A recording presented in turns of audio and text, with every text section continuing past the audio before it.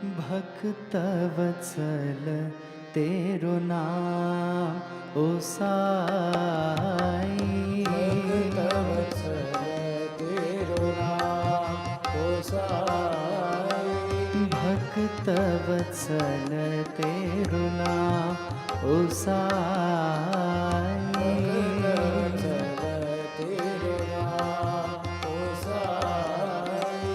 दुख भंजन तेरो नाम ओ साई, दुख भंजन तेरो नाम ओ साई, दुख भंजन तेरो नाम,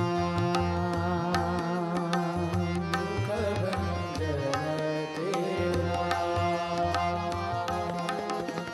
तुम संग बांधी प्रेम की डोरी, संग बांधी प्रेम की डोरी, तुम संग बांधी प्रेम की डोरी, संग बांधी प्रेम की डोरी, सुमिरन करूं तेरो नाम साई, करूं तेरो नाम ओ साई, सुमिरन करूं तेरो नाम, सुमिरन करूं तेरो नाम।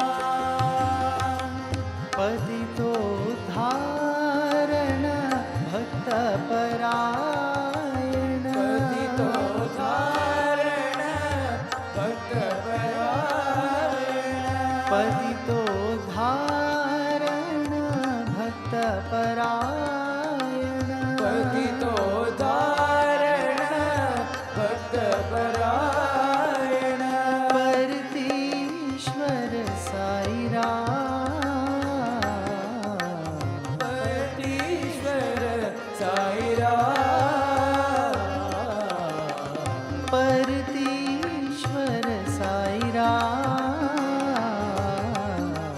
परतीश्वर साई राम, भक्त वत्सल तेरो नाम। Om Shri Sai Ram, offering our collective salutations at the lotus feet of Sadguru Shri Madhusudan Sai. Respected elders, brothers and sisters, and everyone watching us live from around the world, Sai Ram, good evening. We shall begin this evening's proceedings with a Vedic invocation by the boy students of the Vedic Studies Department from the Sri Sathya Sai University for Human Excellence. They shall be chanting the verses from the Ashtavakra Gita.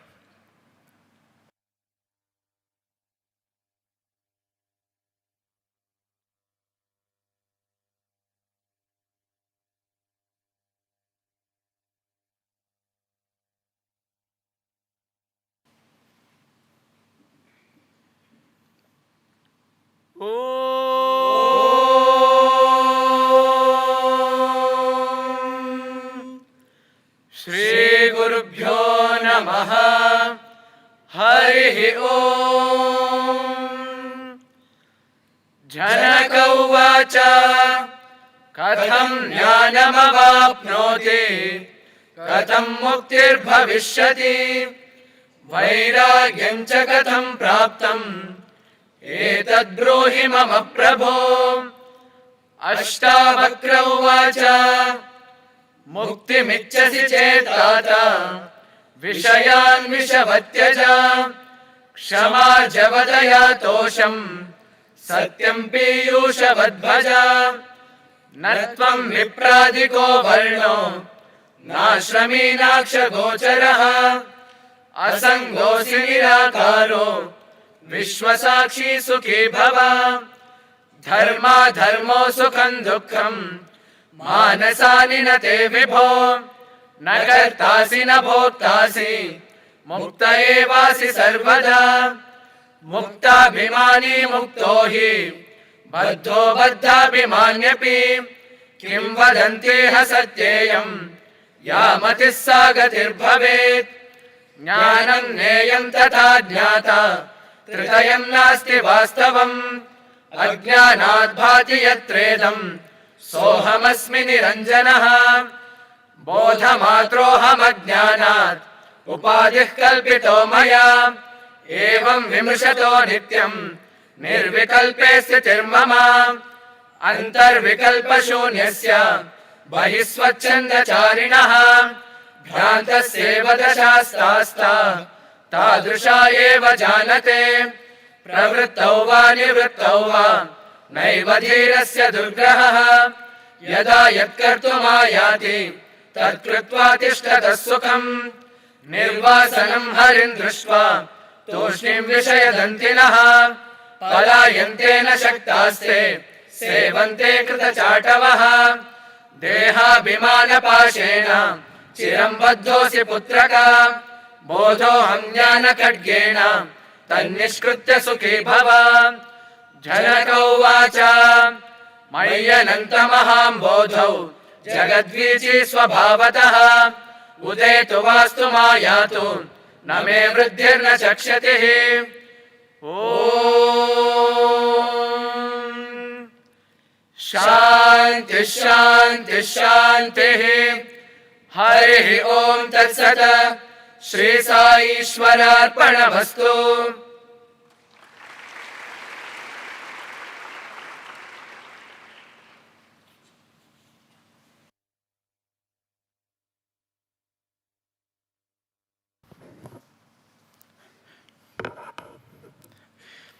As we commenced the inaugural session of the CSR conclave yesterday, we came together to deliberate on the theme Reforming CSR for a Viksit Bharat.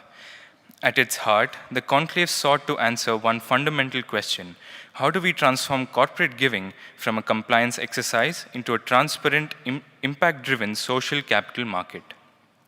Building on this vision, today's conclave featured 4 insightful panel discussions bringing together distinguished leaders from corporate India and pioneers from the social sector to share their experiences, perspectives, and ideas for creating meaningful social impact.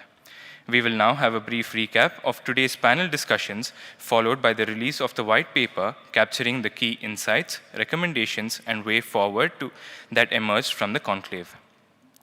The day began with an inspiring opening session setting the direction for the discussions ahead. Mr. S. Ramdurai, Chairman of CSR Conclave 2026, in his welcome address reminded us that when it comes to India's developmental journey, the compass is more important than the clock. The question is not simply of how quickly resources are deployed, but whether they are directed with purpose towards creating meaningful outcomes for society. Mr. Vineet Nair, in his keynote address, presented the powerful idea of no humans left behind. He called upon the social sector to move beyond incremental change and embrace transformation through innovation, technology, human potential, and new approaches that can create lasting impact at scale. Sadguru Sri Madhusudan Sai drew upon the timeless wisdom of Bhagavad Gita, highlighting the principles of yajna, dana, and tapas, sacrifice, giving, and disciplined effort as duties that should never be abandoned, for they contribute to both individual and societal well-being. He highlighted the potential of the social stock exchange to strengthen trust, connect credible social organizations with corporate and individual giving, and enable more people and institutions to participate meaningfully in nation building. His message reinforced a defining thought for the day's deliberations. Social responsibility must go beyond an obligation. It must become a shared commitment, rooted in the spirit of giving, strengthened by disciplined action, and directed towards the well-being of all. Our first panel, From Compliance to Commitment, Leveraging CSR and SSC for Nation Building, Can SSC Become India's Major CSR Highway? Examined the transformative potential of the social stock exchange. The discussion highlighted that while the framework is taking shape, its success will depend on making the platform simpler, more accessible, and more affordable, particularly for credible NGOs beyond India's major cities. Another important idea was the potential to extend participation beyond corporate CSR by encouraging individual and retail giving, transforming philanthropy from occasional acts of generosity into a more structured and sustained culture of giving. The second panel, From Global Goodwill to Local Impact, Connecting the Indian Diaspora to Nation Building, explored how India can better channel the goodwill and resources of its global community towards meaningful social impact. The discussion identified regulatory complexity, compliance challenges, limited awareness, and the fragmented nature of the social sector as some of the barriers to the flow of the international philanthropy. An important insight emerged from the panel. This is not merely a question of raising more money. It is about mobilizing more people and creating trusted pathways through which individuals, institutions, and the Indian diaspora can participate in nation building. The panel also emphasized the need to strengthen the institutional capacity of social organizations so that credible NGOs can responsibly receive, manage, and deploy larger pools of capital.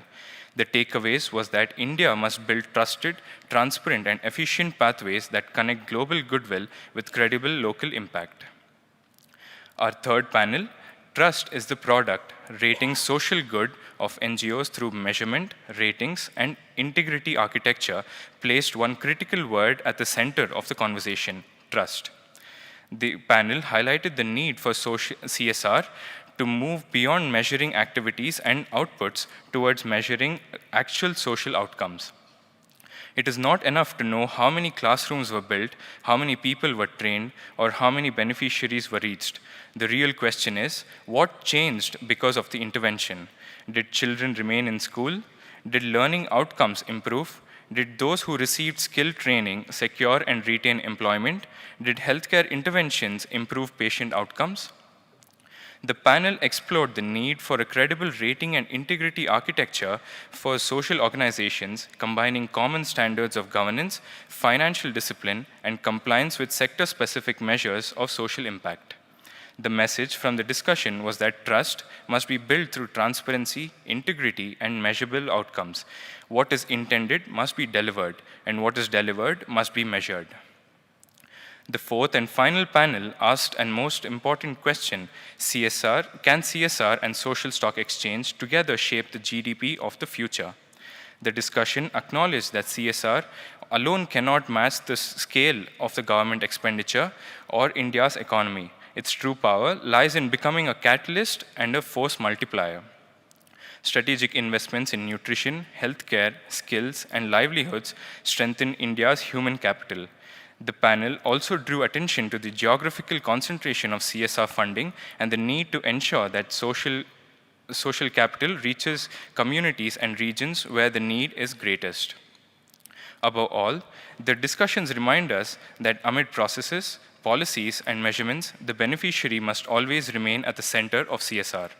The key takeaway was that CSR's greatest contribution to India's GDP will come through investing in people and strengthening the human capital that will power India's development.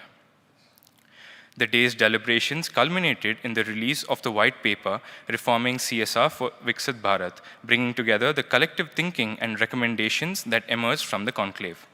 In his conclave reflections and way forward, Mr. Raghuveer Srinivasan reflected on the key themes of the day: strengthening the social stock exchange, enabling responsible global philanthropy, building greater trust in social organizations, and making CSR a more effective instrument for social development.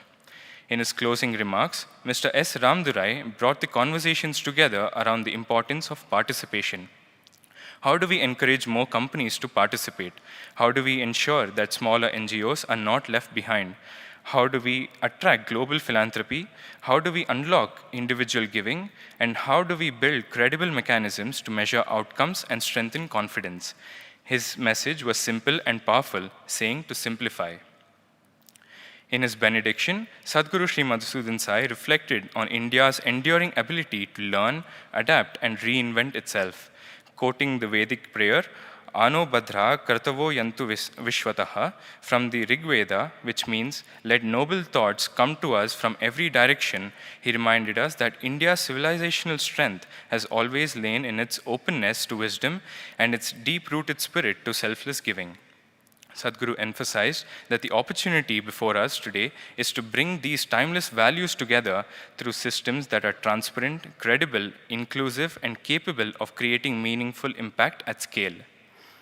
True giving is a way of life, and corporate social responsibility is, in essence, an expression of India's timeless tradition of seva or selfless giving for the welfare of society. If there is one message that captures the spirit of today's deliberations, it is this: capital must find credible pathways. Trust must be earned through transparency and measurable outcomes. Participation must extend from corporations to citizens and the global Indian diaspora.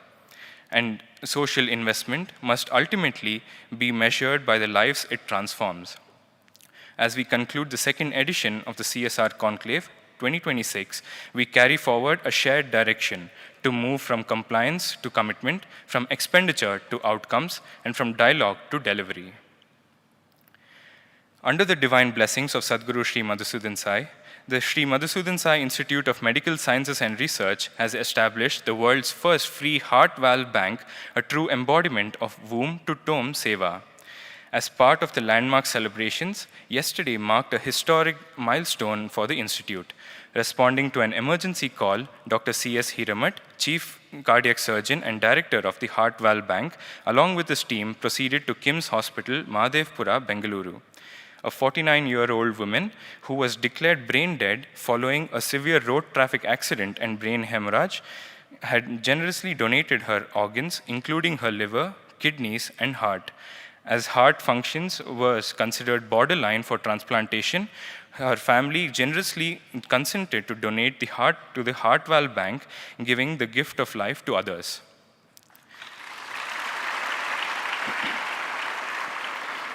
The team successfully harvested the heart at approximately 2:30 a.m. and brought it to Sri Madhusudan Sai Institute of Medical Sciences and Research for further processing. Sri Madhusudan Sai Institute of Medical Sciences and Research is licensed for both heart valve banking and heart transplantation, and with the support of the Karnataka State Transplant Team, this historic procurement was made possible.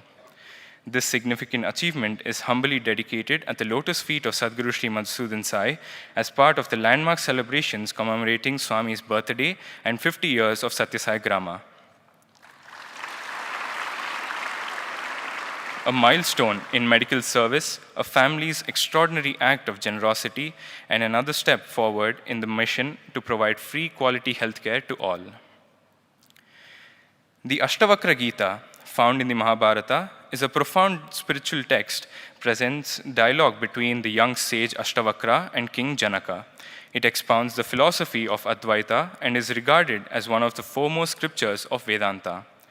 Out of his immense compassion, Sadguru has explained the profound truths embedded in this scripture through the Satya Darpan sessions, which were conducted during the centenary celebrations of Bhagwan Sri Sathya Sai Baba. The term Satya Darpan means mirror of truth. This name, chosen by Sadguru, beautifully conveys the purpose of these sessions to serve as a mirror that reveals the truth hidden deep within each one of us.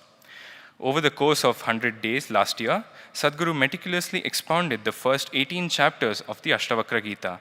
Over the next 3 days, he will guide us through the final 3 chapters, bringing this extraordinary spiritual journey to its completion.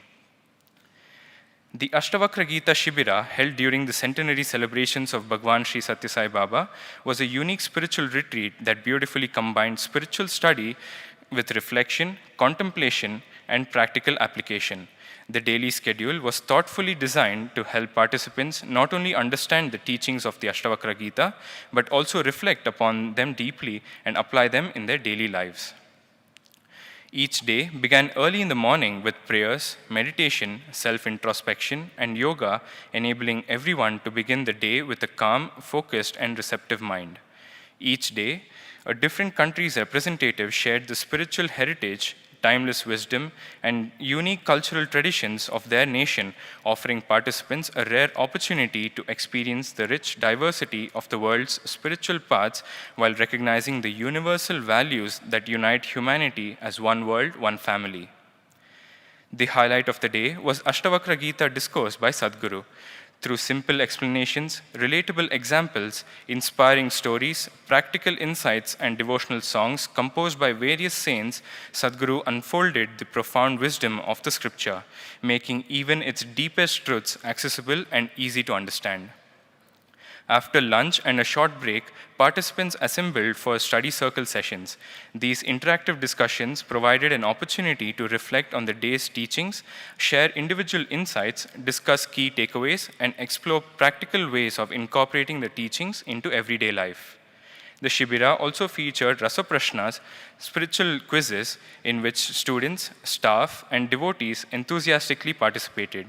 These engaging sessions helped reinforce learning, revisit important concepts, and encourage active participation in the study of the scripture.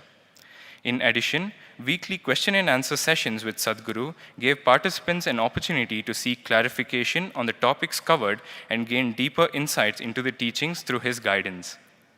This carefully structured daily routine of learning, contemplation, discussion, and self-inquiry made the Shibira a deeply transformative experience. It enabled participants to engage with the Ashtavakra Gita not merely as a philosophical text we studied, but as a timeless guide for inner awakening and spiritual transformation. Now, Brother Prem Sai and Sister Bhavya will give a brief revision of the first 18 chapters. Bhavya Shri began her journey here by joining the Sri Sathya Sai Prashanti Niketanam Kondapaka campus for her pre-university course. She went on to complete her bachelor's degree in Vedic studies, followed by 2 years of internship. She is currently pursuing her second years of master's in Vedic studies, continuing her dedicated pursuit of scriptural learning and spiritual growth. Prem Sai joined the Sri Sathya Sai Lokaseva Gurukulam Muddenahalli for his pre-university course. After completing his bachelor's degree in Vedic studies and 2 years of internship at the Gurukulam, he is now pursuing his second year master's in Vedic studies, deepening his understanding of the Vedas and the timeless wisdom of Sanatana Dharma. Over to Sister Bhavya and Prem Sai.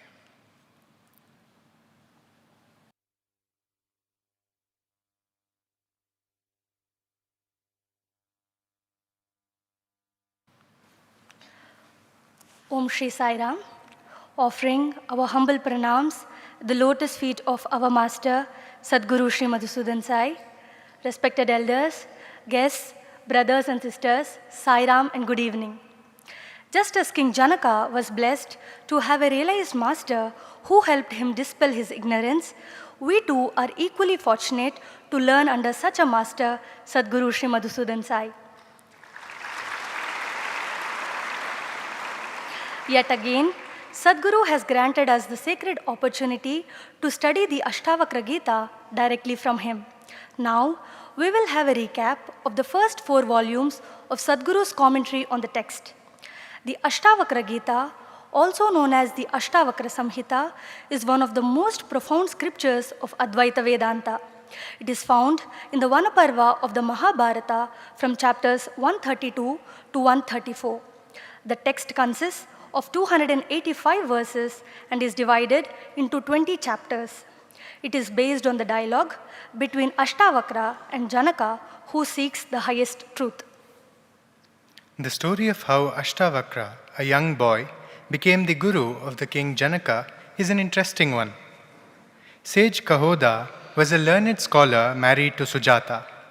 One day, while chanting the Vedas, when he made a few pronunciation errors, a voice from Sujata's womb suddenly corrected him.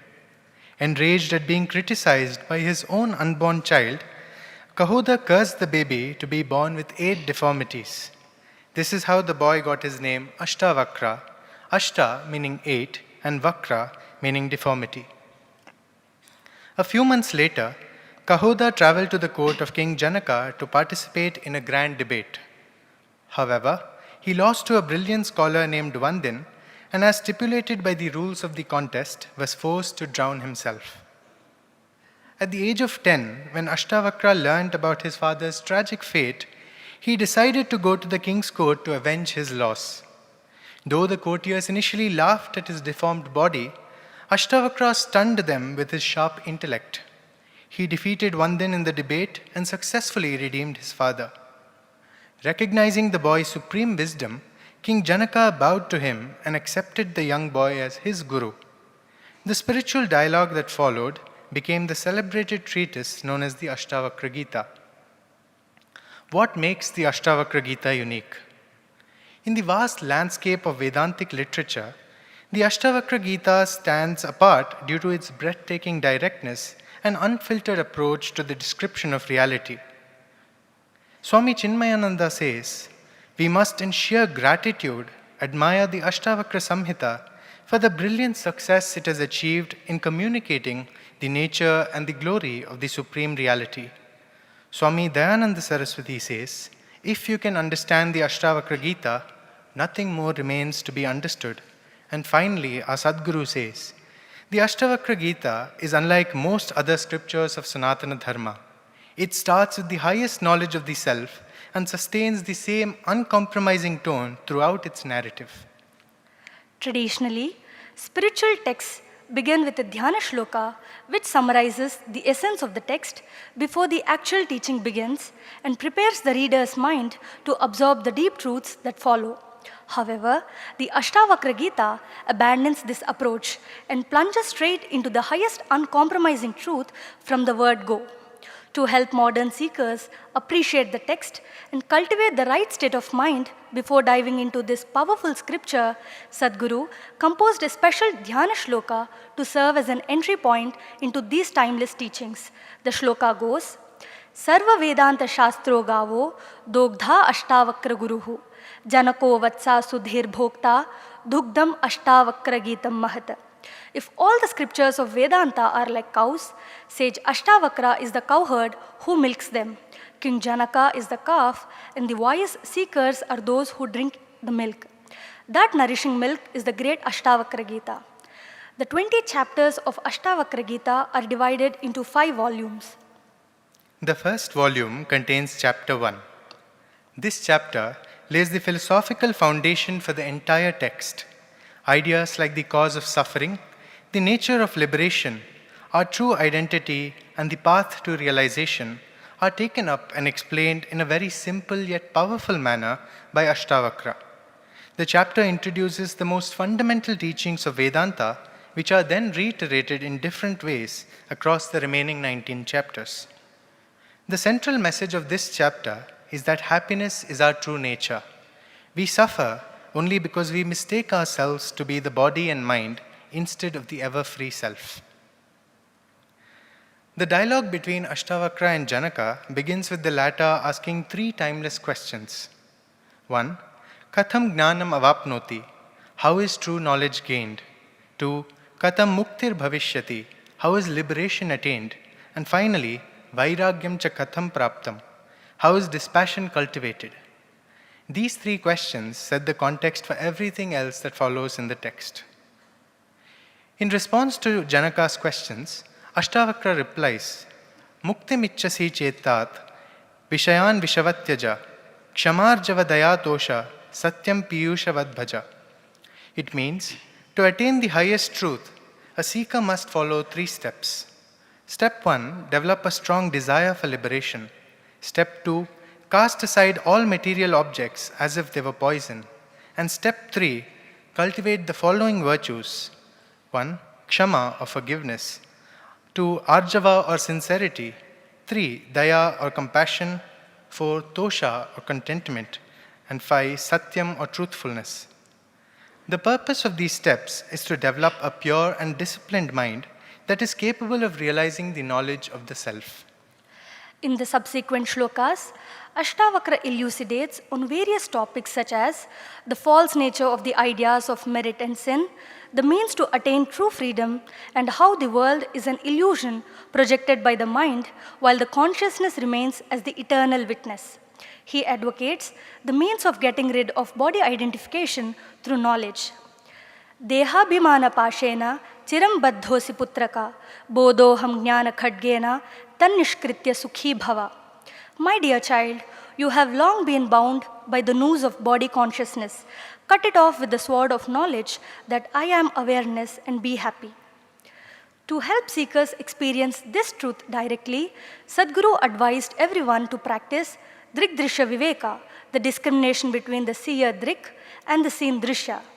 He explains that by repeatedly shifting our attention from what is being observed to the one who is observing, layer after layer of false identification will fall away, and what finally remains is the unchanging witness that silently observes every experience without changing. The first 20 verses of the Ashtavakra Gita dismantle every false notion about individuality.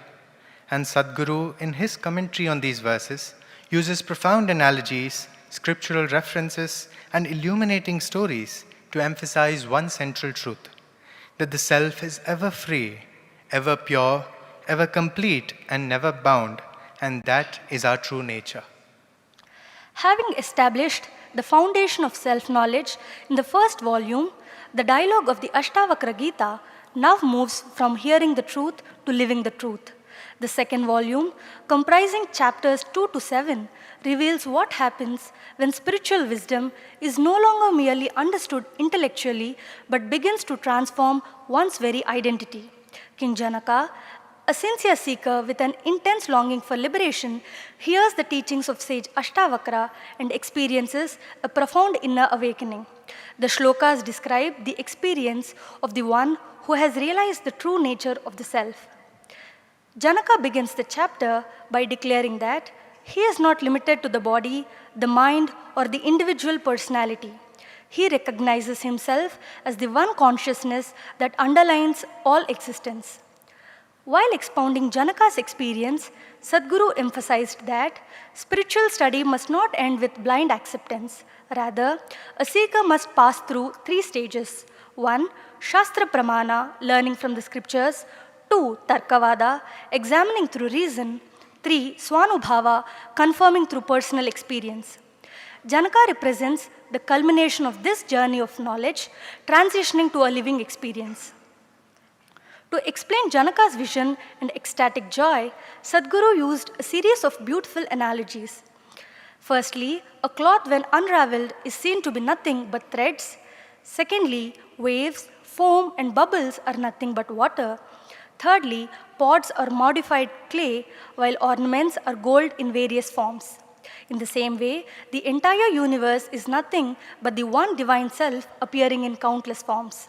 This understanding dissolves the sense of separation that lies at the root of fear, conflict, and suffering. Sadguru further explained that the self is like a screen on which many images are projected. The images appear, change, and disappear, but the screen itself remains unchanged. Similarly, the world of experiences arise within the consciousness, yet consciousness is never altered by those experiences. This insight is captured in a profound verse, Gnanam Gneyam Tatha Gnata Tritayam Nasti Vastavam Ajnanad Bhati Yatredam Soham Asmi Niranjana. Knowledge, the known, and the knower do not truly exist as separate entities. Their apparent distinction arises only due to ignorance. And when this false division disappears, one experiences the peace of non-duality. While expounding on the secret of inner freedom, Sadguru explained the concept of Asparsha Yoga as introduced by Acharya Gaudapada in the Mandukya Karika. Asparsha Yoga is a state of remaining inwardly untouched by external circumstances. This freedom can arise in 2 ways. 1, by feeling that everything belongs to me and therefore loving and serving all, or by realizing that nothing belongs to me and therefore remaining detached. Both these paths lead to the same inner steadiness. In the subsequent shlokas, Sadguru pointed out that one must live in the world just as Janaka did. Although Janaka ruled the kingdom, performing all his duties by the day, by dusk he led the life of a renunciate, completely established in the self. Similarly, we too, after performing our respective duties, must remain unattached. Swami says that the problem is never the role itself, it is when we forget that it is merely a role. Ashtavakra emphasizes that true vairagya or detachment is not running away from life. Rather, it is discharging our duties without becoming bound by them. The volume culminates in one of the most powerful lessons in the entire Ashtavakra Gita, where King Janaka declares, Mayananta Mahambodhau Jagadvichis Svabhavataha Udetu Vastamayatu Name Vriddhihi Nachakshatihi. It means, I am the infinite ocean in which the waves of the world rise and fall naturally. Whether it appears or disappears, there is neither gain nor loss to me. Sadguru explained that thoughts, emotions, success, failure, relationships, and events are like waves. The mind is the wind that creates these waves. When thoughts are excessive and emotions are turbulent, the surface appears disturbed, but the depth of the ocean remains still. Likewise, our true nature remains ever peaceful regardless of what arises in the mind. In conclusion, Volume 2 teaches us that self-knowledge must become a lived experience, not merely an intellectual understanding, for the entire universe is but a manifestation of the one divine reality.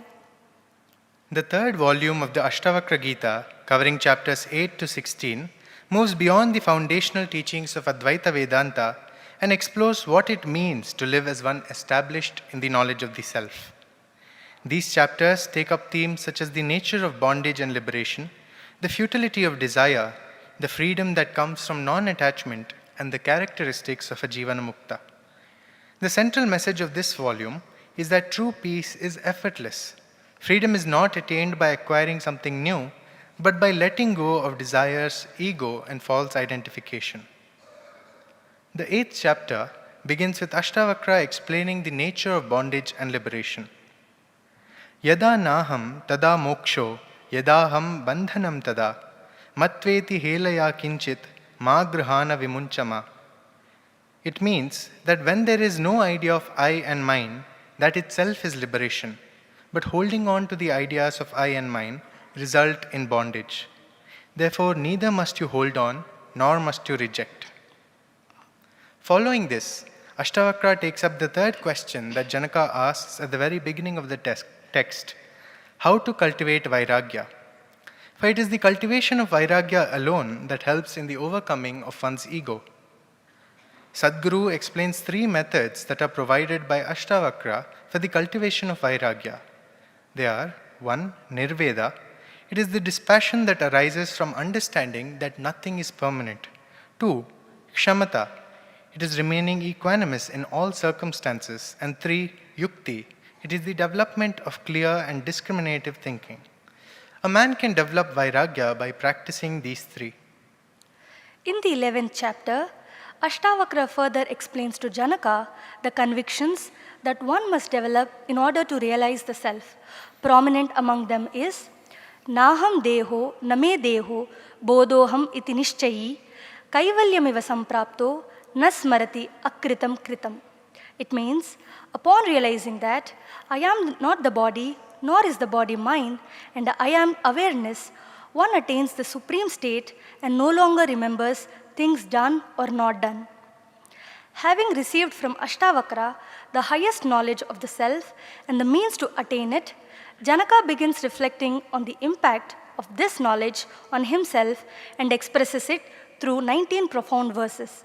The absolute joy and sense of freedom that is experienced by Janaka is beautifully conveyed by him when he says, Antarvikalpa shunyasya bahisvachanda charinaha Brantasyeva dashastastaha tadrisha eva janate.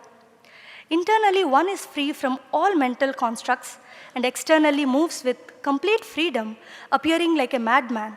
Such a person can be understood only by those who are also realized. At the same time, Ashtavakra cautions Janaka that even if one is highly inspired by the idea of the self, as long as it is not realized, there is still room for doubt and confusion. Therefore, he advises him, Shraddatsva tata Shraddatsva, Natra moham kurushva boho, Gnana swarupa bhagavan, Atma tvam prakrite paraha. Have faith, my dear child. Do not fall into delusion. You are none other than the very Lord, who is the essence of this knowledge. You are the self that is beyond the realm of nature. Thus, Janaka is encouraged by Ashtavakra to cultivate faith, as only those who have faith can attain the knowledge of the self. The volume concludes with Ashtavakra emphasizing the importance of renouncing desires and developing detachment. Without that, even if one studies the scriptures, practices meditation, and is taught by the Trinity, Brahma, Vishnu, and Maheshwara themselves, one still will not attain liberation. Sadguru explains that devotion, service, the study of scriptures, and the performance of rituals are only paths to the goal of divinity, and one can know that they have reached the destination when nothing remains in the mind except the firm conviction that all are one and everything is the same divine self. Having revealed the nature of the self and declaring the truth through the earlier chapters, the Ashtavakra Gita now reaches one of its most profound stages. Chapter 17 and the first half of chapter 18 describes the life of an Atma Jnani, one who has realized the self. These chapters describe the qualities of one who is free. Through these teachings, Sadguru reminded us that spirituality is ultimately measured not by what we know, but by how effortlessly we live that knowledge. Sage Ashtavakra begins chapter 17 by declaring that the knower of truth never feels disturbed because the entire universe is already seen as complete in the one divine reality. Elaborating on the expression Kshena Samsara Sagaram, Sadguru explained that for a realized being, the ocean of worldly existence has completely dried up.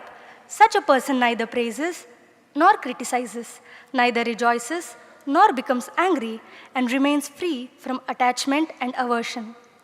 While a jnani may appear like any ordinary individual, inwardly they revel in unwavering peace. Therefore, Sadguru cautioned us not to judge realized souls merely by their external way of life. Sadguru emphasized that every branch of learning has two aspects: theoretical understanding and practical application. Likewise, the teachings of the Ashtavakra Gita become meaningful only when they are lived. He beautifully summarized this journey through the three B's: to be, to believe, and to behave, reminding us that spiritual transformation begins within and naturally expresses itself in our daily conduct. One of the central teachings of Volume 4 is the spirit of non-doership. Sage Ashtavakra says that one who is free from possessiveness and is firmly established in the conviction that I do nothing remains untouched even while performing actions. Sadguru explained that a jnani neither gives nor receives with a sense of ownership because they feel that everything belongs to the divine. Quoting the expression bhavana matram, Sadguru reminded us that the world is but a projection of the mind. Therefore, one must perform every action with complete responsibility while remaining inwardly free. This, he said, is the true hallmark of detached leadership. Chapter 18 opens with Sage Ashtavakra saluting the self as blissful, peaceful, and self-effulgent. Sadguru explained that seeking permanent happiness in the external world is like trying to continue enjoying a dream even after waking up. Once knowledge dawns, the entire world is understood in its proper perspective. He further explained the fifth verse describing the self as nasankochat, free from all limitations, nirayasam, effortless, nirvikaram, changeless, niranjanam, ever pure. Sage Ashtavakra reminds us that our essential nature is divine. The spiritual journey is therefore not about becoming divine, but about letting go of every false identification that conceals this truth. Quoting the profound statement, Samastam Kalpana Matram, Sadguru explained that once the wise recognize the world as a projection of the mind and the self as ever free, they naturally cease to be bound by worldly pursuits. Sage Ashtavakra in the 18th chapter beautifully describes the effortless state of a Jivan Mukta. He says, Pravrittauva nivrittauva naiva dhirasya durgraha yadayat kartumayati tat kritva tishtatah sukam. The wise one finds no difficulty either in action or in renunciation. Whatever comes as one's duty is performed naturally and one remains at peace. Similarly, he declares, Nirvasano niralambaha swachando mukta bandhanaha kshiptas samskaravatena cheshtate shushkaparnavat. Like a dry leaf carried effortlessly by the wind, the jnani moves through life without desires, without dependence, and without bondage. Sadguru explained that such actions happen through the realized being and never because of the realized being. In conclusion, Volume 4 reminds us that liberation is not a distant goal, but the immediate recognition of our ever-free nature. A realized being lives without ego, attachment, or the burden of doership, and he sees the divine in all. Such a life is marked by purity, equanimity, spontaneity, and complete surrender.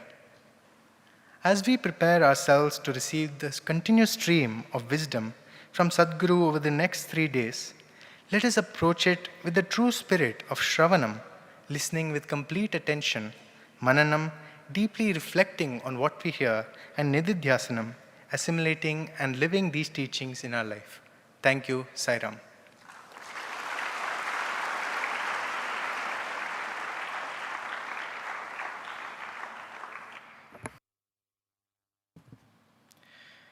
We now request Dr. B.N. Narasimhamurthy sir to address all of us.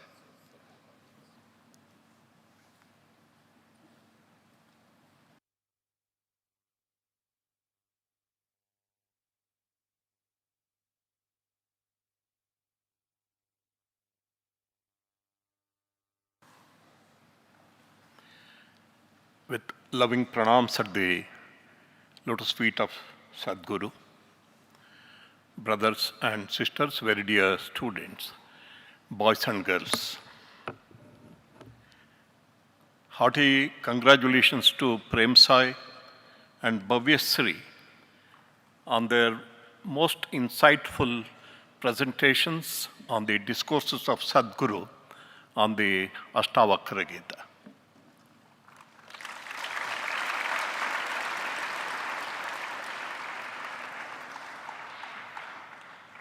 If you ask a question, if there is any other university anywhere in the world where the students just studying their post-graduation understand, assimilate, and present such a high philosophy of the Ashtavakra Gita, the answer is very, very obvious. Their presentations are a tribute to Sadguru himself and to the kind of education that they have received in our educational system, starting with 6th class onwards, where the philosophy of complete education, which was proposed in the Upanishads, is being translated into ground reality by Sadguru, where each and every boy and girl from 6th onwards, they start studying both Paravidya and Aparavidya. The material education or the secular education and also spiritual education. Therefore, this is in fact a tribute to the educational system. Once again, congratulations to them. Swami has told me 5 minutes. I would like to just take 5 minutes from now onwards for a practical aspect of how we really practice these teachings. See, that is very important. During the Atma Samiksha program, which was held here in the divine presence of Sadguru on the 11th and 12th of July, one very simple question was asked to Sadguru. That is a question normally any sincere seeker would like to know from a knower of God or a Brahmajnana. Swami, I have been practicing meditation for many years, but I am not experiencing any rewards.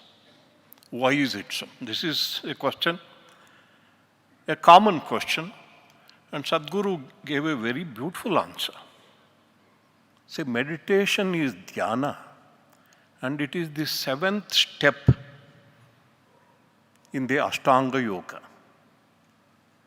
If you don't practice the basic yama and niyama, means the 5 social disciplines and 5 individual disciplines in your life, no way you will progress on the spiritual path.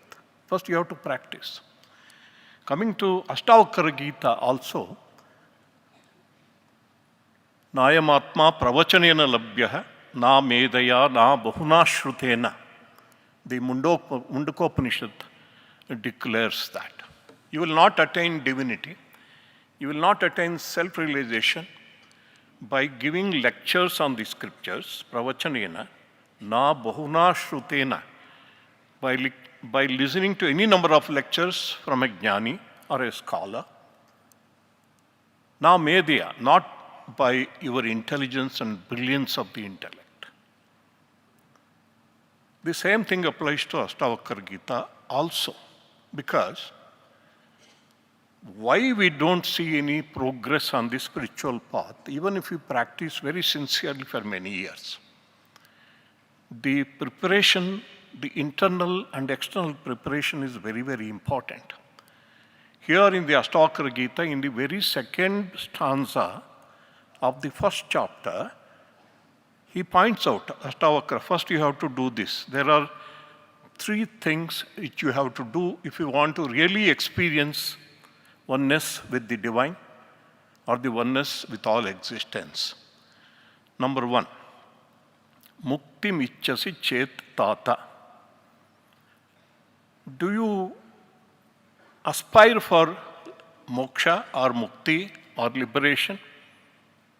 Is it only mukti or mukti also? That is the question. You won't get mukti or liberation if you want mukti also with all other things in the world. You should aspire for it single-pointedly for mukti only. Mukti and mukti only. That is what Mundaka Upanishad continuing says. Yame vesha runute tena labhya tasya isha atma vivrunute tanam swam. The divinity or God or Atma or Brahma reveals to that seeker who chooses God and God alone to the exclusion of everything else. See, that is number 1.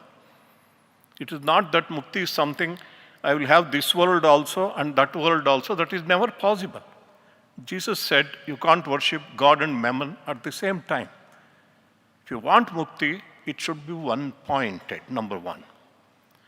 Secondly, in the same shloka, I would not go into the shloka, 2 more things are there. You should strive to attain arjava or complete sincerity, which means oneness of thought, word and deed in your daily life. It's not that you attain it first and then try to attain wisdom. No. First you have to strive for it. That should be your very sincere goals. I should say what I think and I should do what I say. Thought, word and deed. This is very, very important. Second. And third thing is, unless you strive to become selfless in your everyday life, move away from normal self-centeredness and selfishness, you will not attain any spiritual experience. So these 3 things are very, very important for all seekers, or even starting with our young seekers among the students, our students, or even the very elderly seekers. This is the secret. This is what Sadguru has pointed out in all his discourses. The first is, you should aspire, you should yearn, you should pine for God. And you have to choose Him to the exclusion of everything else, including your clinging to body, clinging to life. See, that is the ultimate hurl that happens.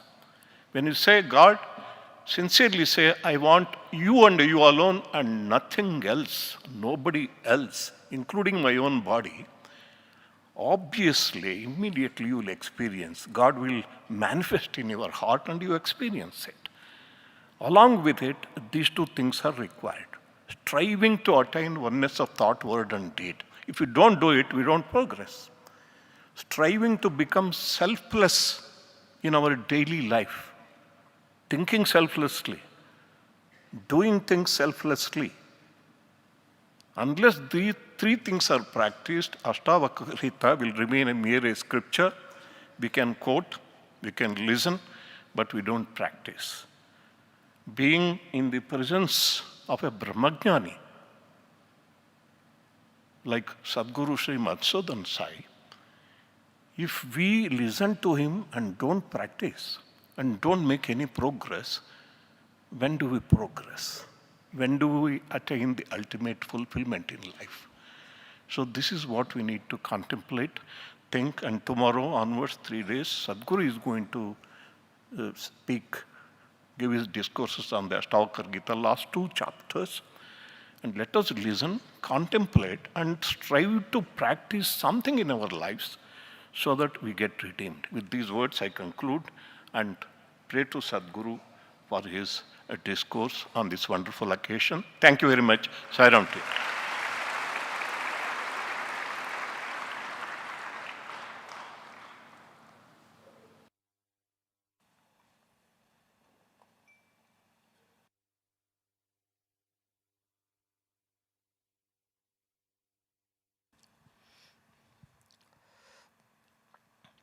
Somewhere in Ashtavakra Gita, right in the beginning, Ashtavakra says,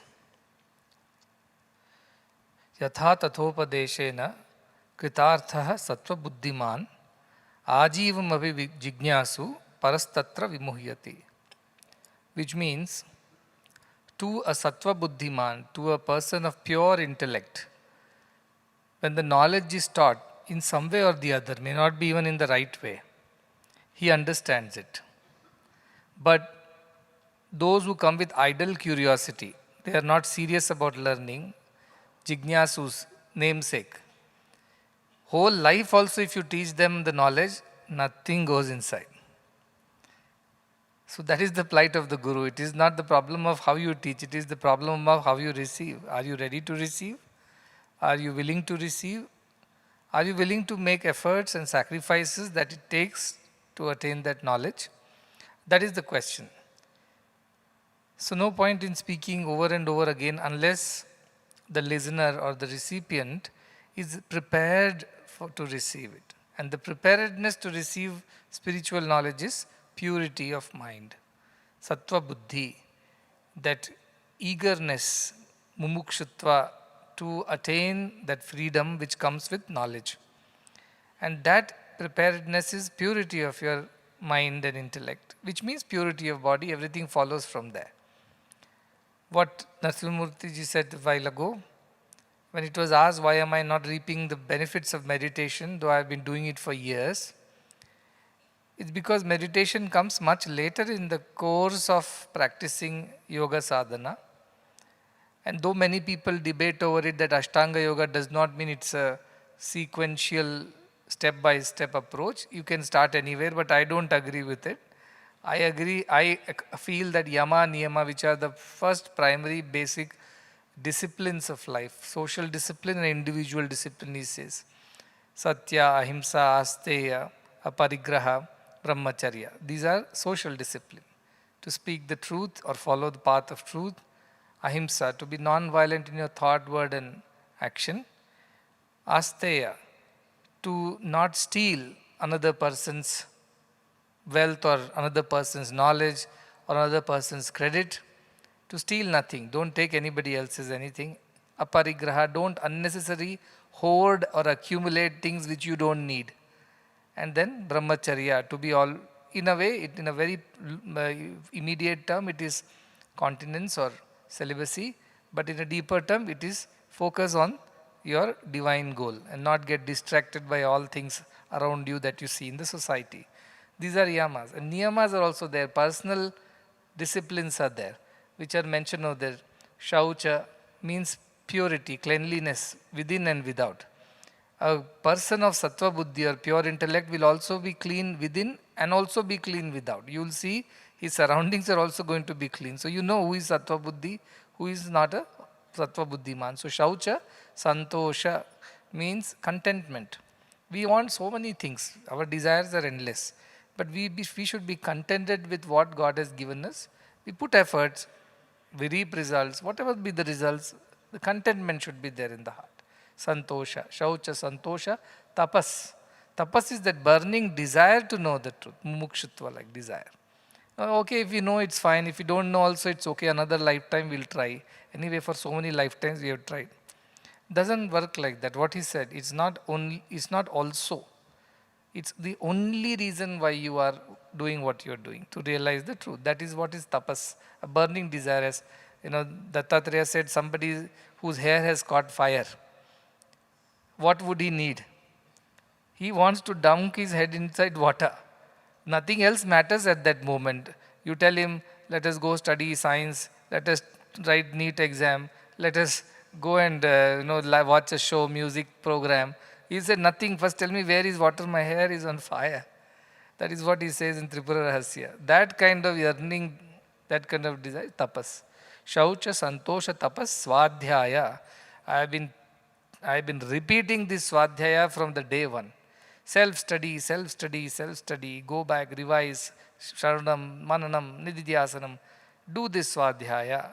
Swadhyaya does not mean just reading it up and keeping it down. No, practicing it is true Swadhyaya. It's not Shravana and Manana, it is Nididhyasana. Practicing what you have learnt in the class is true Swadhyaya, true self-study. And I find that lacking in most of the people in the ashram, if not all. Now they listen to one and they think, we have understood. Or maybe they'll go back and turn a few pages. But where is the practice? You have not assimilated it, you have not digested the food. And that happens only we start practicing. As I said the other day, now I was very aversion I had for mathematics. So in the class I'll sit and study, listen to the theorem, but then I'll not go and practice it. I will think I've understood everything. But then what happens? In the examination, you state the theorem from the question paper, and then you write, hence proved. And in between, abracadabra, nobody knows what's going on. That's how my mathematics answer sheets were. And always I'll come back with Bhugola, Brahmanda, Shunya. And so I was running away from mathematics because I never understood half of it. Theoretical, abstract things I wouldn't understand. So practical, add this much to this much and this happens. And you talk about all this theoretical mathematics. So our idea is that you think you have understood, but you haven't understood till you have practiced it. You think you are truthful till a situation arises where you'll be in trouble if you speak the truth. But then still you decide to speak the truth. That is when your Swadhyaya completes. So Swadhyaya is one, go back reading regular scriptures, and daily you should do this. It is not something that has to be done during a workshop. Daily. Swadhyaya, and last is Ishvara Pranidhana. Absolute faith and surrender to the higher power. First belief in the higher power that something else higher than us exists. And then complete surrender to that. It's divine will. Everything happens as per the divine will. Whatever happens is good for us. No questions, no complaints, no arguments, no debates. That complete surrender. Imagine once you cross all these things, then comes asana, then you sit down to do some meditation. Then pranayama, learn how to control your breath because breath and mind are connected. Then pratyahara, withdrawal from all the external stimulus and then turning the gaze inwards. Then comes dharana. You have to hold on to one thought, one idea. Then comes dhyana, that is being able to stay in that state longer. Then comes samadhi, you ultimately merge your mind into the universal mind and you become one with the universe or one with the cosmic supreme reality. It's very, very far away. Waking up at 4 o'clock and starting off meditation won't take you anywhere. At best, you can do good concentration. If you start early, your concentration improves. But dhyana is a state which happens on its own. You don't put effort, effortless state it is. So that like preparing to go to sleep. You can go to bed, lie down, switch off the lights, pull the blanket over yourselves and wait. Wait for sleep to happen. So dhyana happens and samadhis, you've slipped into the deep sleep state where you have no identity left. So it is a process, and most of the people without doing the basics want to jump into yoga, dhyana and all that. And a lot of these people around the world are selling snake oil, I must say. That dhyana is possible, just come to my 10-day workshop, I'll teach you how to become a yogi or a dhyana. It doesn't work like that. What you have done is concentration you have done. You have learned from a distracted mind, you are able to hold the mind in some place for a little longer. That makes you feel good because a distracted mind, takes away all your energy. An undistracted mind is conserving energy. So when the energy is conserved, you feel good. You feel energized, so you feel rejuvenated. So these meditation workshops only do that. what I mean to say is that unless you practice the basic disciplines in life, you don't reach there, you don't jump, skip steps and try to jump to the end. That's not going to work. So develop sattva buddhi, to pure mind, pure intellect, is to practice these basic disciplines. Now how this environment already enables you to practice it. Look at these rules: satya, ahimsa, asteya, aparigraha, and brahmacharya. Your hostel allows you an environment to practice these things. So also in an ashram, it is easier to practice these things, right? Similarly, you think of your personal discipline also, or these personal disciplines, and the social disciplines also. All these disciplines are so easy to practice in a conducive environment like an ashram or in your hostels, because even if you want to do wrong, there is very little scope for doing wrong. Somebody is always watching over you and correcting you, disciplining you. If you don't want to discipline yourself, somebody disciplines you. So such a beautiful environment, such enabler for you to become a sattva buddhiman. That's why he says, even if the knowledge is taught in some way or the other, like it's not the best way of teaching, the teacher is not the best, yet if the shishya, the student, is best, he will pick up the knowledge. Look at the sincerity of Ekalavya. We always quote that example. He did not have a direct guru, but he learnt out of his shraddha. That is why shraddhatsva he says. Have faith, be sincere. Be sincere. Shraddhavan labate jnanam. Tatparaha. Samyatendriyaha. Who attains wisdom? Shraddhavan first. You should have absolute sincere desire to attain it. 2. Tatparaha. Ready, ever ready. Samyatendriyaha. Who has control over all his senses. Yama, niyama, same thing. And jnanam labdha param shanti. When you attain this wisdom, what do you attain finally? What is the outcome? What is in it for you? Para shanti. Not ordinary peace. Peace that passeth all understanding, as he said. Peace that remains, it doesn't come and go. Shanti, ashanti, prashanti, he said. Shanti, some days peaceful. Ashanti, some days not peaceful. But this is beyond peace and not peace. It is a beyond state, para shanti. It comes once and stays, it doesn't go away. It remains. Para shanti. Granam labdha param shanti. Achiret adhigacchati. You immediately attain it, not like some years later.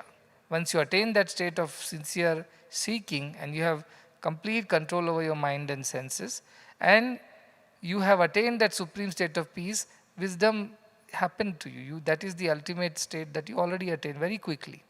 Achirena adhigacchati. Immediate you get it. That is from Bhagavad Gita. The idea is that it's not so much about the text, it's not so much about the teacher, it's not so much about the teaching, it's about the learner and how ready the learner is. That's all that makes the wisdom happen. Because even if I am not a good teacher, it doesn't matter. Ashtavakra says, if you are a good student, you will still learn it. And of course, if you have both of these, just now he quoted, what is that he quoted? No, you didn't quote. Ascharyo vakta kushla asya labdha, acharyo gyata kushla anushishtaha. Yama and Nachiketa's conversation. Yama says, this knowledge to be taught by the right kind of person. Ascharyo vakta, great teacher. And kushala asya labdha, very capable learner on the other side. Ascharyo jnata, the knower is amazing. And kushala anushishtaha, the one who follows this knowledge or understands is also amazing. That is the best case scenario, Yamadharma Raja and Nachiketa, best teacher, disciple. But for every one of us, the onus lies on the learner more than the teacher. Of course, teacher has to be good, it makes the learning easy and interesting. But to learn is the job of the student, and sincerity of seeking is very important, and the disciplines of a student's life in the sense, for the Ashtavakra, if you are learning, you are also a student. Even if you are a Gruhastha or a Svanaprastha, not really a Brahmachari, it doesn't matter. When you are a student, disciplines come back. The same disciplines of Brahmacharya come back to even Grihastha and Vanaprastha. So unless you follow this discipline, see, this will come as a theoretical knowledge. And you will also think you have understood everything, hence proved, but nothing has happened. It is not that straight. See, to me also, like my personal journey, it is not so straight. You see, you go through a lot of twists and turns, but you don't give up the path. See, first thing is that he says, Mukti michasi chetat. Are you really? If you are really serious about attaining moksha, then I will give you the discourse, Ashtavakra is saying. Then you do these 1, 2, 3 things, he says. If you are not interested truly in mukti, you are simply idle curiosity, how do you attain moksha, how do you attain, then you are not going to learn anything. Theoretically you will know. Become desireless so that you attain moksha. Can you become desireless is the question. That desirelessness doesn't come like that overnight. It takes a lot of effort. Ishwar Parinada, it takes faith in God. It takes a asteya, aparigraha, santosha. All these ideas add up to that state of desirelessness. So a lot of small basic steps have to be followed. Without knowing alphabets, you can't write sentences. Without knowing basic numbers, you cannot do mathematics. That is the idea. Without knowing your swaras, you cannot sing a song. So these are basics. That is where, if you ask me, between November and now, like we closed the last sessions in November, and then now we are just a bit of Hindi, they say, Hati nikal gaya, pooch bach gayi, pooch reh gayi. Elephant passed, but the tail got stuck. Like that, these last chapters got stuck. I couldn't finish it on time. But I didn't come prepared like, okay, cut to cut, let us finish like this. I am going with the flow. That is how I am. It's not that I go prepared and things. In fact, Bhagavan told me long ago, the only effort that you have to put, the only preparation that you should have to do this work of mine is, don't go with any preparation. Go with the courage that God will take over and do what is necessary. Don't fill your head with too much of ideas. And that works even today. Now, you can see in last couple of days, we had, of course, this Atma Samiksha, the gathering of all those who are aspiring to be missionaries. That is one kind of session, one kind of questions, one kind of discourse. Then you have Bharata Sangeeta Sammelana. Suddenly you shift your gears to music and art and everything else. Then in between you have this Vasudhaiva Kutumbakam one discussion. Then you shift over to corporate social responsibility. I'm like, where is the connection? Somebody sees what's going on. It's like you just ate dosa and now you want to eat puri, and after that you want to eat pizza, and then you want to eat an ice cream. What's going on? But it's not a problem for a jnani. And believe you me, not even for one session I've ever prepared a speech and come. Everybody knows that. I just go, what comes I say. And everybody says how appropriate it was.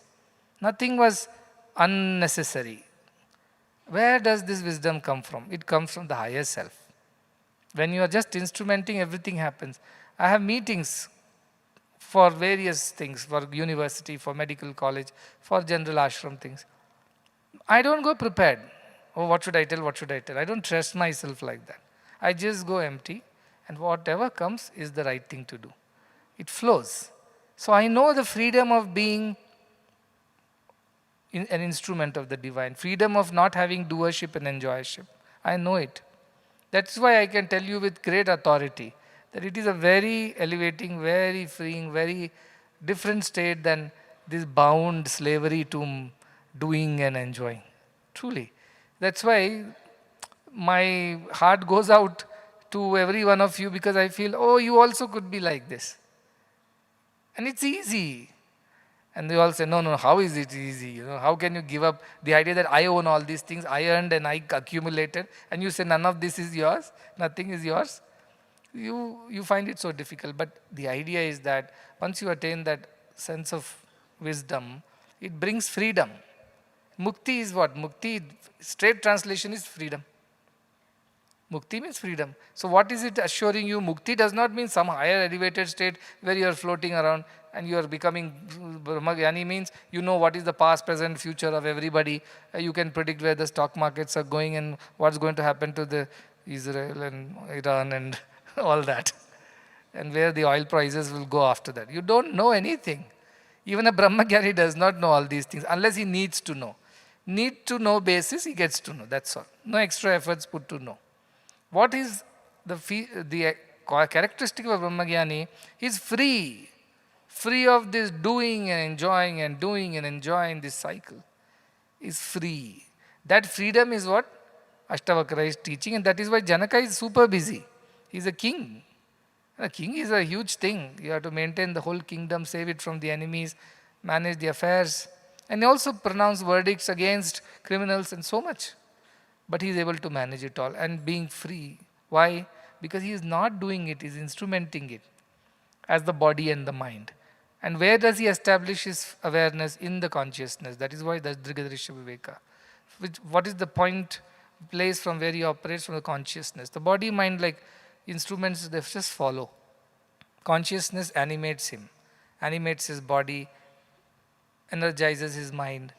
But the real thing is consciousness. Consciousness remains unattached, like the mirror is unattached to the reflections, like this TV is unattached to what is being projected, like the space is unattached to what is being built around. Likewise, consciousness is unattached. So that's why when the moment you say there should not be doership and there should not be enjoyership, it is just describing the state of consciousness. Because only there cannot be variations, doerships and enjoyerships. To run a huge mission like this also, it takes a jnani to run it. See, a jnani cannot run a mission like this, however super smart one might be. It cannot be possible. Only a jnani can run an organization of any sort with the absolute efficiency and absolute perfection. Because he's not doing, he's not enjoying. Both of the things are not there. That's why sometimes I find it very difficult to reciprocate emotions. Because it's like I have to act now to people's requirements. I have to really put up a show. It doesn't touch me, it doesn't move me, then what do we do? But you get upset. I get upset because I'm a teacher too. And the teacher and student relationship is that you practice. If you don't practice, then I'll naturally be, any teacher would say, why you didn't finish your homework? How did you come with empty notebooks? Go back and do your homework. That's exactly what I'm saying. And your homework is your practice of all this wisdom. If you still feel this much of negativity in you, whether it is called fear, anxiety, whether it's called tension, whether it's called anger, whether it's called frustration, disappointment, any kind of negativity, it is not your true pure self. Because Ashtavakra himself says, you are the purest. And that pure state does not have all these negativities. Like where there is light, there cannot be darkness. It will be light. Likewise, Ashtavakra is such a guiding light for everyone. By the way, I have not even opened the 5th volume. I have to go back and do all that. At least for teaching, I have to open the book, right? Because if I have to give a discourse at any general topic, is no problem. But then I have to come back, so I'll go and see what I can do. But more than my preparation, it is your preparation that is important. Are you practicing these yama niyama? Are you practicing these basic disciplines? If that is not happening, then I am pouring water into a bottomless vessel. It's not going to stay. So it wastes everybody's effort. The only hope is that everything gets video recorded. So if not you, in times to come, some hundreds of years later, somebody will open the video and read it, watch it. Probably they will benefit from this wisdom. The sages who wrote this text and left behind for us, they didn't expect that they're immediately going to transform the world. But they said, let us leave the knowledge behind and let somebody at some point in time pick it up, the deserving one. Ascharyo, Jnata Ascharyo, Vakta Ascharyo, whatever, Kushla Asya Labdha. Some deserving, eligible, prepared student will receive the knowledge and then freedom will happen. That's all it is. So other than that, there is no goal for Ashtavakra than to tell us that you have to be free. And this freedom is freedom not from some colonial rule, not from your warden and teachers, not from the hostel schedule, not from the ashram discipline.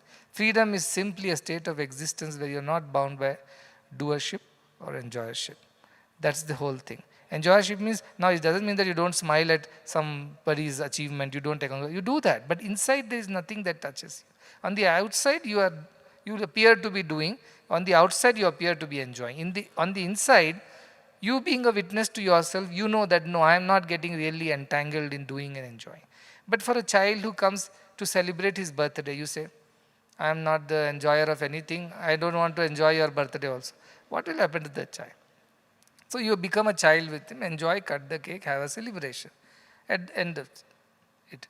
Inside the nothing was. Tomorrow you succeed in something that you were trying, You know that you are, first of all, not the doer, so you feel like you steal God's credit. That's what I tell. I feel that somebody says, oh, how did you achieve this? Sometimes mind tells you, yeah, say it that you did it. But then the soul, the consciousness tells, no, that would be stealing God's credit. That would be robbing God of his rightful credit. You don't feel like that, and you should really be honest about it. Don't try to act you are somebody, and all that is not going to work. What you state on the outside. You should feel inside. Fearlessness should be there. Selflessness should be there. Desirelessness should be there. Non-doership should be there. Non-enjoyership should be there. This is the measure of your true freedom. And that is what Ashtavakra is. It is straight away hits the bullseye. No beating around the bush. It straight away goes and hits the target. That's why Ashtavakra is a very different scripture from all others. Bhagavad Gita prepares you slowly, steadily. A storytelling happens. A very interesting, very intriguing story of a battlefield and Arjuna and his problems. Very nicely Krishna builds the plot and finally takes it to the higher knowledge also. But Ashtavakra straight away dives into the deep ocean and says, this is what it is. Let's not beat around the bush. This is for the ones who are prepared to receive it. Those who are still preparing, read Bhagavad Gita. Those who are even not there, read Bhagavad Puranas. Read the Bhakti Sutras. You prepare yourself and then come here. So why did I teach Ashtavakra to you if you are not prepared fully? Really, I am not teaching only to you. I am leaving behind this knowledge for somebody somewhere who is prepared and will benefit from it. If you don't benefit from it, it is not my loss. It is not the loss of Ashtavakra. It is your loss. Maybe you are not ready for it, so it doesn't come to you. It doesn't happen to you. When you are ready somewhere in the future, the seeds that are sown in your consciousness will sprout when the time is right. After the world rejects you, you will come to God if you can't come right now. But somebody who can reject the world and come to God, what to talk about, Viralohi Mahashaya, Ashtavakra says, such a person is rare to come by. So very few people attain that. However, this is a beautiful wisdom and I'm always excited about talking about this wisdom. Definitely it is more interesting than talking about CSR conclaves and even music and art conventions. Music is definitely better than CSR conclave any day. No offenses if there are some participants still left here. They would think, oh, in the morning he was one Madhusudan, in the afternoon he's another. It's not about me being different. It's me being me and you seeing me differently through the lens of your own this thing. So yeah, that is what a Jnani can do. He can attend a CSR conclave in the morning, talk about the policies, and then in the evening can talk about the highest wisdom of non-doership and non-enjoyership. And everything is okay. And I also want to congratulate Dr. C.S. Hirimat for starting off the Heart Valve Bank. It's like as they say, it's a small step for mankind, but man for a giant leap for mankind. So this Heart Valve Bank, it receives organs, people who would like to donate their organs, not while they're alive, but after they're gone. Now, Ashtavakra should not become so influencing that you say, okay, I'm not the body, take my organs right away. No, till your body is there, keep it, maintain it. That is a good help you'll do. But yeah, this is a possibility that we can receive, especially heart valves and even hearts. Slowly we're preparing. We have to train our people also. But that's the next step. So what happens is that you extract these valves from the hearts, which are obviously not functioning, and then you can preserve them for 21 years. Anytime you can use it for anybody. And these are better than synthetic valves, which are made of silicone and other things, because that's a foreign material. That's not a tissue, natural tissue. So it gets sometimes rejected. So you have to use a lot of other medications to suppress your immunity, and coagulation of blood happens around that silicone. So all that can be avoided when you have a real tissue. And then these work for a lifetime. There is no kind of immediate, they don't stop it immediately just because they come from a dead heart. They continue to function. So these are some of the gifts of science, and Dr. Hirimat is leading this initiative. He wanted me to also tell everybody. So I said, yeah, I'm going to tell. He also wanted me to show a video, but I thought half of you will faint if you see that dissection online, especially girls. So I thought I'll show the video then. And if you vomit and fall from the chair, I'll admit you in the heart valve bank straight away. Okay, show the video. Let them deal with it. You have the video? Yeah. Na kartasi, na bhoktasi. Watch the video now. Show the video, please. You have it with you? Yeah, send it to them. So it's a human heart that's been extracted out of a lady who passed away unfortunately, but she had the wisdom to at least allow her body parts to continue to serve somebody. So one hospital got the kidneys, the other got the liver. We got the heart because we have the heart valve bank. We are going to use that. So I also urge that, what will you do with the body which is dead? Anyway, instead of burning and burying it, some good use to the body. I'm not saying you do body donation for cadavers, that is your choice, I'm not going to say. But some organs which are going to be useful for somebody who's, in the future needs it, can live a little longer. What's wrong in it? Your eyes means they don't take out the whole eyeball, okay? They just take your whatever retina thing. So they need that for another patient. It's just a little layer that they take out from your eyeball. Similarly, your heart, your lungs, your liver, kidney, everything useful. So this is another thing. If you want to be useful even after you are dead, keep yourselves healthy. Now, who is going to use a bad liver and rotten kidneys? Nobody. So you can be useful to people even after you are gone by keeping your body healthy. Keeping your body healthy is a great seva. Not only to yourself, but to society tomorrow. Okay, get ready. Play the video. We happened to visit the KIMS Institute at Bangalore, midnight at 2 a.m., dissected the heart and packed in sterile conditions and was shipped to our institute immediately. We reached it at 4 a.m. and today morning we explanted the heart from the packing and gave a clean wash. We were blessed to have the presence of our beloved Sadguru, and in his presence we started dissecting the first human heart in the world's first free heart valve bank. As we see here, we are cutting open the ventricular outflow tract, which will help us to take two valved conduits, and this can be used in children born with congenital heart diseases. As we all know, you and me have got 4 chambers. Sometimes a child will have 2.5 chambers or 3.5 chambers, and with this valved conduits we can create a chamber in the heart, giving a child a near normal life. This is how we size these valved conduits with different sizes, and they are then sent for tissue cultures. This is the solution treated with antibiotics and used to preserve these valved conduits till all the cultures come negative. So once the cultures are negative, by end of 4 to 6 weeks, they are further cooled down to minus 196 degrees centigrade and stored in the liquid nitrogen storage tank for 21 years. Anybody across the globe requires this heart valve. With the blessings of Sadguru, we can supply these valves totally free of cost to save a child.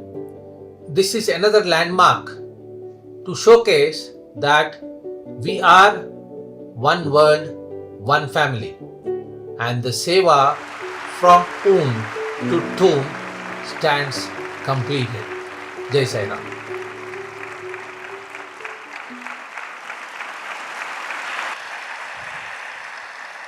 So nobody fainted, that's fine. The idea is that so much can be done, with your own body you can support, you can jana, like I say, tana, mana, dhana, in all possible ways you can support the society. With your physical body, while you are alive, you do service. After you're gone, your organs can still do the service. And then mana means with mind, with your intelligence you can do service, you can share the knowledge, jnana dana you can do. You can support others who need that knowledge. And then dhana, when you have an extra penny to spare, use it for the right causes instead of spending it for your entertainment and enjoyment, which may not be necessary. To some extent, yes, but not overdoing it. See, all possible ways you can help the society.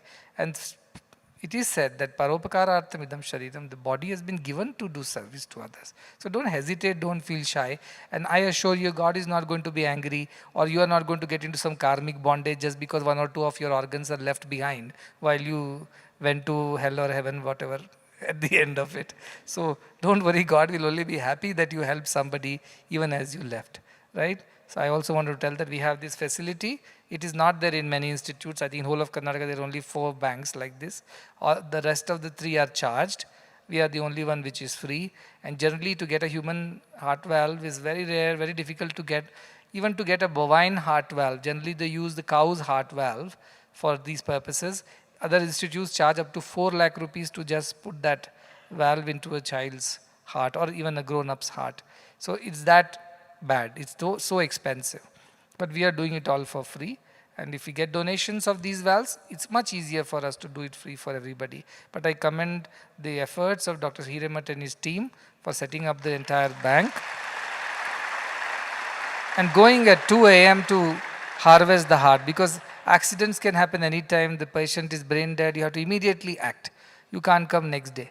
So, look at our people and their commitment. They immediately went in the middle of the night, went to KIMS, got this heart, and then they did the processing this morning. And so our institute not only stands for charity and free and things like that, but it also stands for highest standards of healthcare, cutting edge technology. You witnessed the robotic telesurgery, right? The surgeon was sitting in Delhi and the surgery was happening in Muddenahalli across so many kilometers.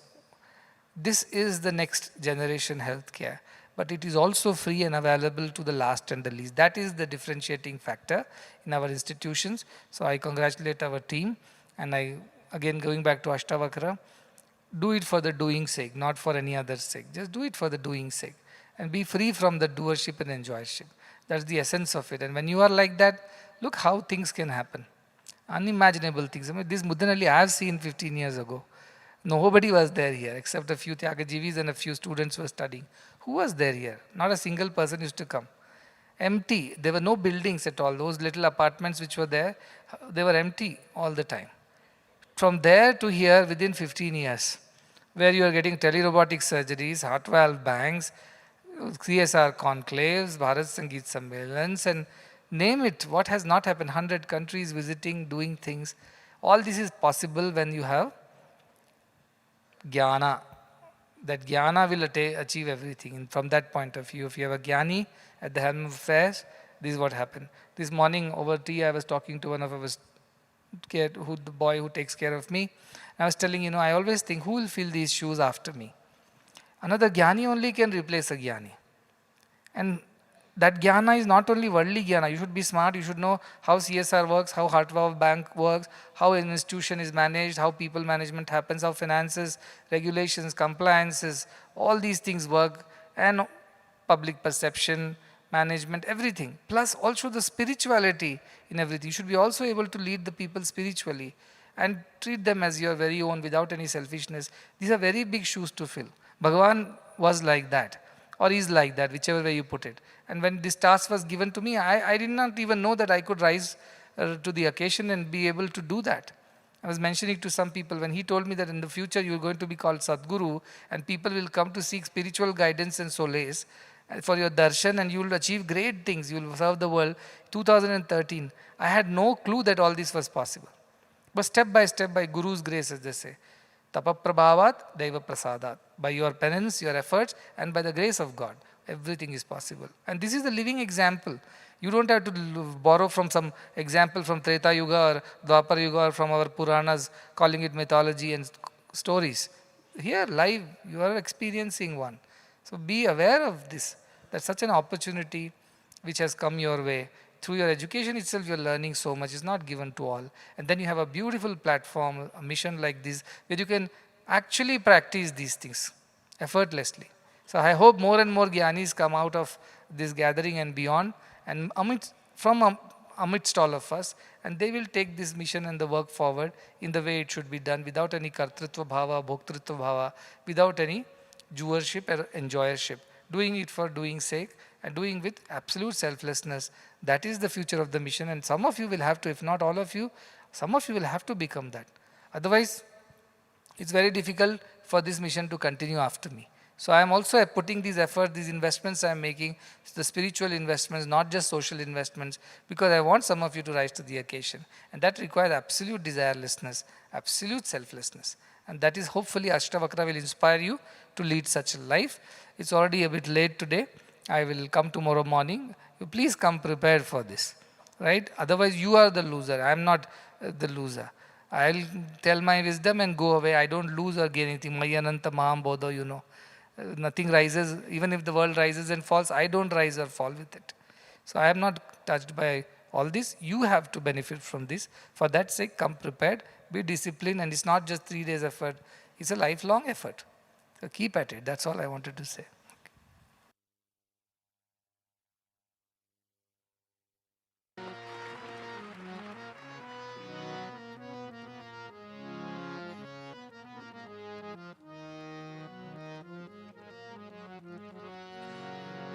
सर्वसुगुण सिंधवे सकल सुजन बंधवे सर्वसुगुण सिंधवे सकल सुजन बंधवे गुरवे मधुसूदनाय महित मंगलम् सद्गुरवे मधुसूदनाय महित मंगलम् दीन दुखित पोषकाय दान धर्म प्रेरकाय दीन दुखित पोषकाय दान धर्म प्रेरकाय सर्वलोकहितरताय सर्वमङ्गलम् सद्गुरवे मधुसूदनाय महितमङ्गलम् वेदनादवर्धकाय विश्वशान्तिस्थापकाय वेदनादवर्धकाय विश्वशान्तिस्थापकाय ब्रह्मज्ञानबोधकाय दिव्यमङ्गलम् सद्गुरवे मधुसूदनाय सत्य साई प्रियाय सत्य प्रेम विग्रहाय सत्य साई प्रियाय सत्य प्रेम विग्रहाय नित्य शुद्ध निर्मलाय नित्य मंगलम् सद्गुरवे मधुसूदनाय दिव्य मंगलम् सद्गुरवे मधुसूदनाय महित मंगलम् ओम जय जगदीश हरे स्वामी सत्य साई हरे भक्त जना संरक्षक भक्त जना संरक्षक पति महेश्वर ओम जय जगदीश हरे शशिवदना श्रीकरा सर्वा प्राणपते स्वामी सर्वा प्राणपते आश्रित कल्पलतिका आश्रित कल्पलतिका आपद्बान्धव ओम जय जगदीश हरे माता पिता गुरुदैवमो मरियन्तयु नीवे स्वामी मरियन्तयु नीवे नाद ब्रह्म जगन्नाथ नाद ब्रह्म जगन्नाथ नागेन्द्राशयना ओम जय जगदीश हरे ओंकार रूप ओजस्वी साई महादेव सद्गुरु साई महादेव मंगल हारति अंदुको मंगल हारति अंदुको मंदर गिरिधारी ओम जय जगदीश हरे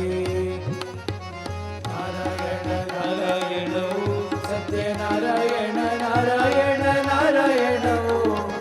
नारायण नारायण सत्य नारायण नारायण सत्य नारायण नारायण ओम जय सद्गुरुदेवा नारायण नारायण सत्य नारायण नारायण नारायण नारायण नारायण सत्य नारायण नारायण सत्य नारायण नारायण ओम जय सद्गुरुदेवा नारायण नारायण सत्य नारायण नारायण नारायण नारायण नारायण सत्य नारायण नारायण सत्य नारायण नारायण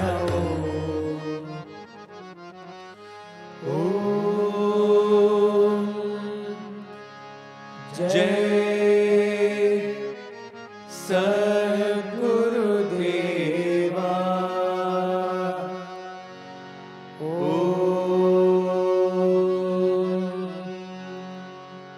शांति शांति शांति समस्त लोका सुखिनो भवन्तु समस्त लोका सुखिनो भवन्तु समस्त लोका सुखिनो भवन्तु